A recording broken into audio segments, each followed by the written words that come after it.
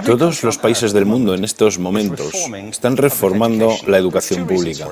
Existen dos razones para ello. La primera es económica. La gente está intentando resolver cómo podemos educar a nuestros niños para que ocupen su lugar en la economía del siglo XXI. ¿Cómo hacemos eso? Si ni siquiera podemos anticipar cómo será la economía al final de la próxima semana, como esta reciente crisis lo está demostrando. ¿Cómo hacemos eso? La segunda razón es cultural. Todos los países del mundo están intentando resolver cómo podemos educar a nuestros niños para que tengan sentido de identidad cultural, para poder legarles los genes culturales de nuestras comunidades y a la vez formar parte del proceso de globalización. ¿Cómo cuadramos ese círculo? El problema es que están intentando enfrentarse al futuro, a base de hacer lo mismo que en el pasado. Y en el proceso están alineando a millones de niños que no ven ninguna utilidad en asistir a la escuela. Cuando nosotros íbamos al colegio nos retenían allí con la historia de que si trabajábamos mucho y sacábamos buenas notas y luego estudiábamos un título universitario, tendríamos un trabajo. Nuestros hijos no se creen eso. Y hacen bien, por cierto. Es mejor tener una titulación que no tenerla, pero ya no es ninguna garantía. Y especialmente no lo es si el camino hacia ella marginaliza la mayoría de cosas que tú consideras importantes acerca de ti mismo. Hay gente que dice que hay que subir los estándares, que eso sería un avance. Ah, ¿sí? Sí, lo deberíamos hacer. ¿Y por qué ibas a querer rebajarlos? No me he encontrado con ningún argumento que me convenza para bajarlos. Pero subirlos, por supuesto que habría que subirlos. El problema es que el sistema educativo actual fue diseñado, concebido y estructurado para una era diferente. Fue concebido en la cultura intelectual de la Ilustración y en las circunstancias económicas de la Revolución Industrial. Antes de la mitad del siglo XIX no había sistemas educativos públicos. En realidad no. O sea, podrías estudiar con los jesuitas si tenías dinero, pero la educación pública, pagada con los impuestos, obligatoria para todo el mundo, gratuita y a la vuelta de la esquina, era una idea revolucionaria. Y mucha gente se opuso a ello. Decían, no es posible para muchos niños pobres que están en la calle beneficiarse de la educación pública. Son incapaces de leer y escribir. ¿Por qué perder tiempo con esto? Y también se asienta sobre una serie de suposiciones sobre la estructura social y la capacidad de las personas. Fue dirigido por el imperativo económico de aquel momento, pero a lo largo de todo ello se infiltró el modelo intelectual de la mente, el cual era esencialmente la idea que la Ilustración tenía sobre la inteligencia. La auténtica inteligencia consistía en cierta capacidad para el razonamiento deductivo y un conocimiento amplio de la cultura clásica. Se podría resumir en capacidad académica. Y esta idea está fuertemente enraizada en la reserva genética de la educación pública. El creer que hay dos tipos de personas, académicas y no académicas, y la consecuencia de eso es que mucha gente brillante se creen que no lo son porque han sido evaluados siguiendo este concepto de mente. Así que tenemos dos pilares gemelos, el económico y el intelectual. Y desde mi punto de vista, este modelo ha causado caos en la vida de mucha gente. Ha habido gente que se ha beneficiado maravillosamente de él, pero la mayoría de la gente no.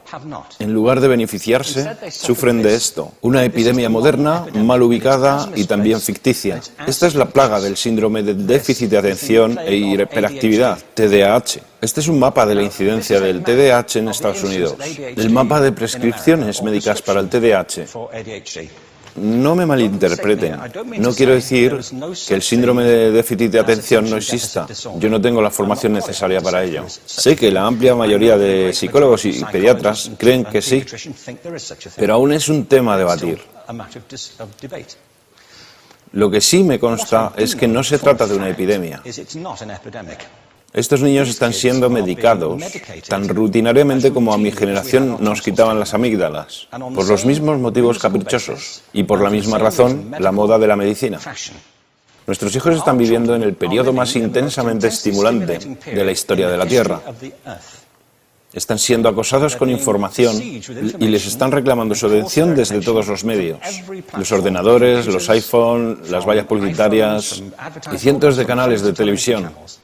Y nosotros les penalizamos por distraerse. ¿Distraerse de qué? Cosas que son un aburrimiento. en la escuela sobre todo.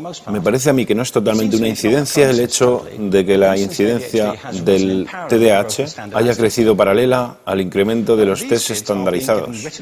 A estos niños se les está dando cosas como Ritalin, Adderall, a menudo medicación bastante peligrosa, solo para hacer que se concentren y se calmen. Pero según esto, el déficit de atención aumenta al ir al este de este país. La gente empieza a perder el interés en Oklahoma.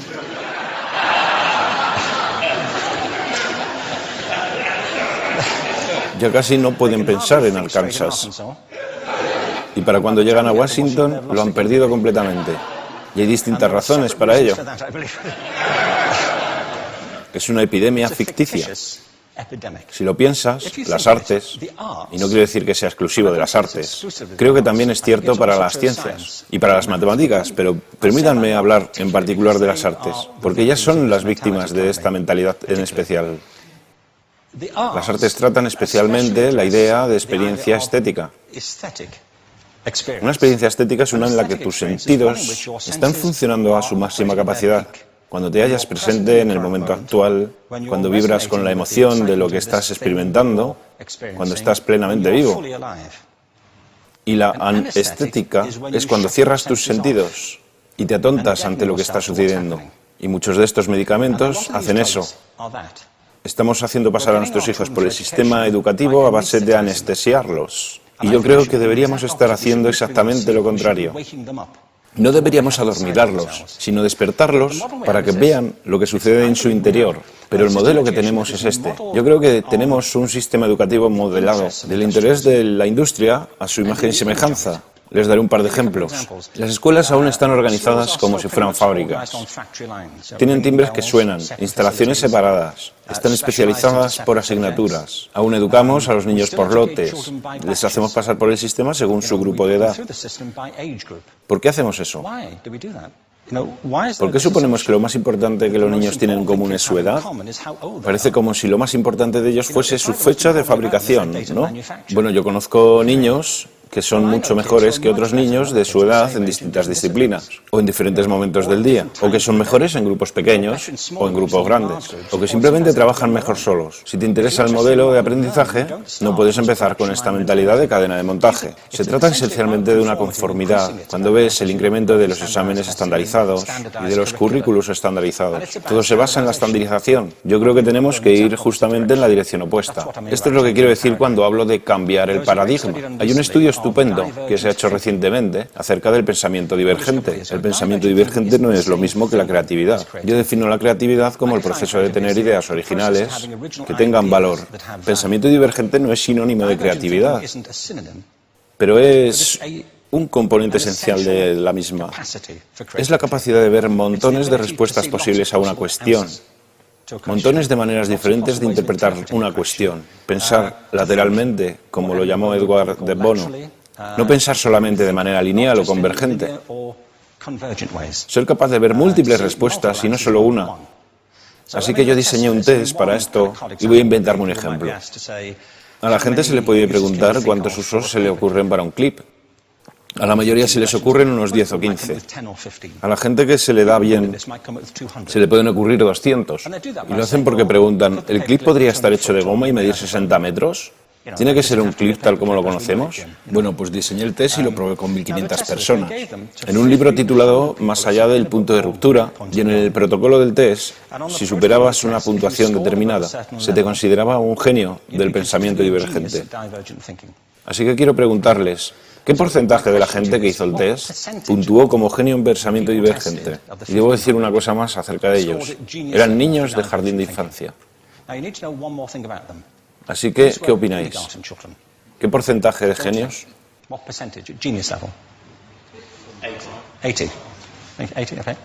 98%.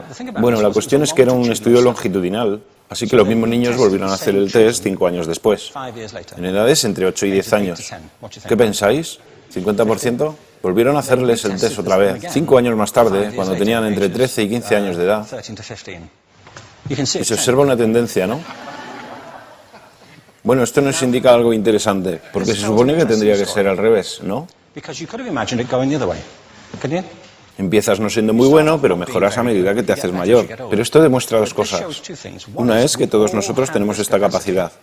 Y la otra es que esta capacidad se deteriora en general. Muchas cosas les han pasado a estos niños durante su crecimiento, pero yo estoy convencido que lo que más les ha influenciado es que a estas alturas ya han obtenido una educación académica. Se han pasado 10 años en la escuela, oyendo que solo hay una respuesta correcta. Esta es la parte de atrás del libro, pero no la mires. Y no copies, porque eso es engañar. Fuera de las escuelas, a eso se le llama colaboración.